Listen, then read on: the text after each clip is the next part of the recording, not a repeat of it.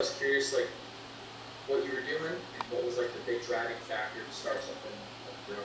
Yeah, so my first company when I was 18 did $12 million in sales. 18, 19, 20 at Ohio University. I went to Ohio University because it had three things. It was the #1 party school, it was the #1 business school, and it had the #1 sales school at the time. So I was like, okay, I'll kill 3 birds with 1 stone.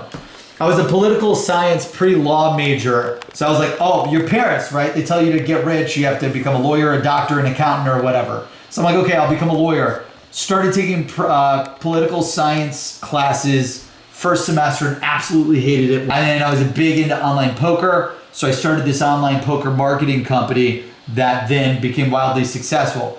President Bush made it illegal to gamble online. So literally the whole market disappeared. And then I launched a second company with Jake and Mike and Danielle called InMobile, text message marketing. We thought that text message marketing in 2007 would change the world. So we literally launched this thing, and over the next 3 years, because we didn't have the B2B sales list, which is what Seamless provides, we wasted years of our life. We couldn't generate any sales, and we lost $4 million. We went 100K bankrupt in debt. So company shuts down. I'm broke. We're starving. Jake gets a job. Mike gets a job. Danielle goes to law school. You name it. And I'm like, okay, what do I do in my life? I went from super rich to super poor in like 6 years as a kid in college and post-college. So I was like, okay, I'll just get into sales because sales is like entrepreneurship, but without any of the risk or money needed. So I went and started selling for IBM and Resource Interactive in enterprise sales. The culture at IBM was super toxic. Everything bad was because of you. Everything good was because of your boss.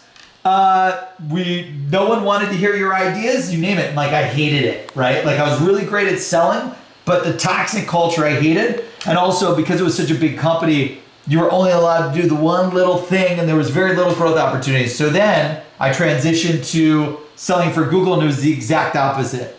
Everything great that happens is because of the employees and your team. Everything bad that happens is because of you, and you assume responsibility for anything good or bad in your life, and you don't play the victim game. So while I was selling for IBM and Google, I got culturally like what builds great companies, and then selling for IBM and Google, the biggest thing that wasted all my time, my energy, was list building and finding everyone's emails and cell phones and insights and then getting that data into my CRM. So I was like, we should just automate this. Worked with the engineers from Google and IBM. We built Seamless prototype.